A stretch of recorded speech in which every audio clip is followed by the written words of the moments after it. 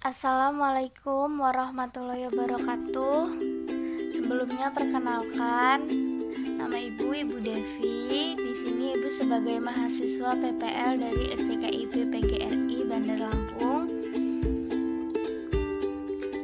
Di pembahasan kali ini, Ibu akan membahas tentang rekonsiliasi bank.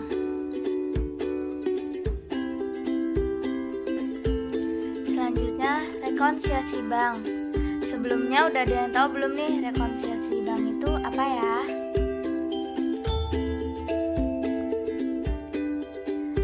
Nah, rekonsiliasi bank adalah pembuatan laporan oleh pihak perusahaan mengenai saldo kas dan penjelasan sebab-sebab terjadinya ketidaksesuaian antara saldo kas pada bank yang dilaporkan dalam rekening koran, atau bisa juga disebut rekonsiliasi bank ini proses penyesuaian informasi catatan kas menurut perusahaan dan bank.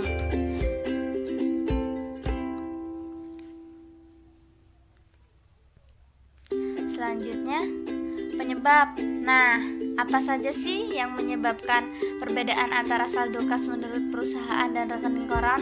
Sebelumnya mungkin sudah ada yang tahu dari anak-anak. Yang pertama itu setoran dalam proses. Nah, setoran dalam proses ini adalah setoran uang perusahaan pada akhir bulan tetapi belum dicatat oleh bank, karena bank sudah mengirimkan rekening koran ke perusahaan. Contoh, kas yang sudah diterima oleh perusahaan tetapi belum disetor ke bank, berarti perusahaan sudah mencatat sebagai penerimaan uang sementara pihak bank belum. Yang kedua, cek dalam peredaran adalah cek yang telah dikeluarkan oleh perusahaan tetapi oleh pemegang cek belum diuangkan ke bank, sehingga pengeluaran tersebut telah dicatat sebagai pengeluaran kas pada perusahaan tetapi belum dicatat oleh bank. Kemudian yang ketiga, adanya transaksi yang telah dicatat oleh bank tetapi belum dicatat oleh perusahaan. Ini contohnya adanya pelunasan piutang perusahaan tetapi lewat bank. Kemudian yang keempat, adanya jasa giro yang diberikan oleh bank kepada perusahaan.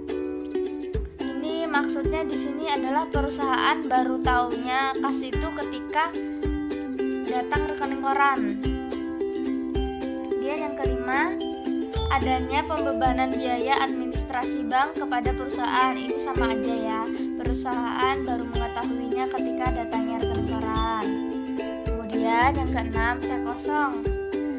Cek kosong adalah cek yang ditolak bank karena tidak cukup dananya atau tidak ada dananya. Kemudian yang ketujuh, adanya kesalahan pencatatan baik yang dilakukan oleh perusahaan maupun oleh pihak bank.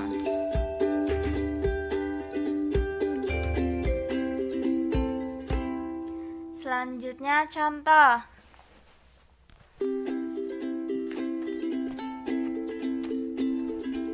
Nah, di sini terdapat contoh soal ya, anak-anak. Yang pertama itu ada pada tanggal 31 Juli 2010, PT Maju Pesat menerima laporan dari bank berupa rekening koran yang menunjukkan saldo kredit sebesar Rp16.848.000.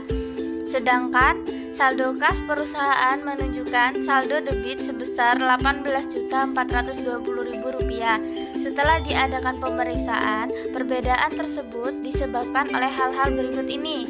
Yang A, setoran dalam proses tanggal 21 Juli 2010 yaitu senilai Rp2.900.000, biaya administrasi Rp48.000, uang kas perusahaan yang belum disetorkan ke bank Rp1.200.000, jasa giro bank untuk perusahaan Rp267.000, cek yang beredar adalah nomor 0101 sebesar Rp1.800.000, nomor 0104 sebesar Rp2.400.000, nomor 0107 sebesar Rp636.000. Kemudian hasil penagihan perusahaan atau menambah akun bank sebesar Rp336.000, tetapi oleh perusahaan dicatat Rp3.063.000. Nah, jadi kalau di sini ntar ini ada selisih ya. Kemudian yang G, selembar cek yang diterima oleh perusahaan dan disetorkan ke bank ditolak karena tidak cukup dananya sebesar Rp2.500.000 dan cek dikembalikan kepada perusahaan sebagai lampiran rekening koran. Nah, berdasarkan data setelah pemeriksaan tersebut dapat diubah laporan rekonsiliasi bank, saldo bank dan saldo kas yang benar. Nah, ini contoh pengerjaannya itu dalam bentuk skontro ya. PT Maju Pesat rekonsiliasi bank per 31 Juli.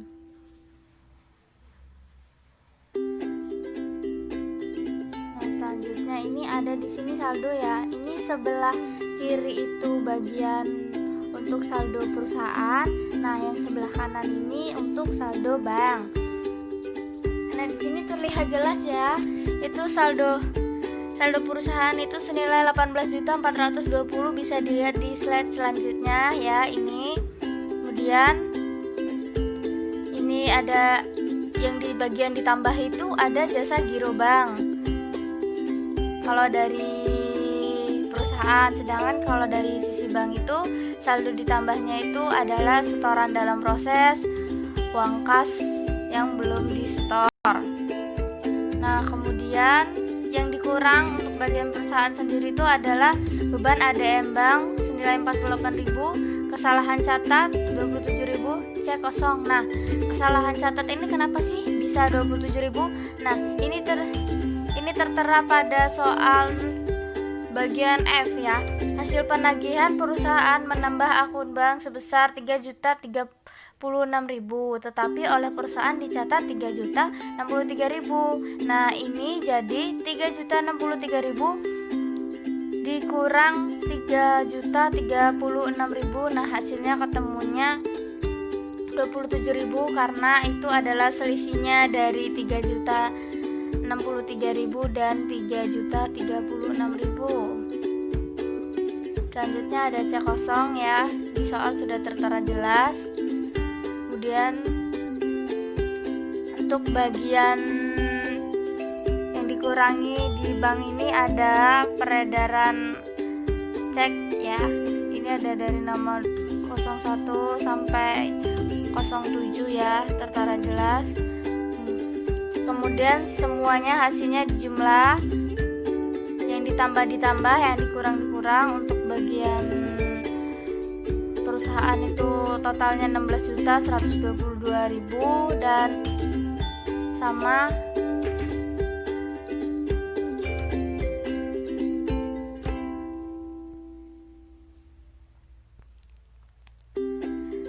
Nah,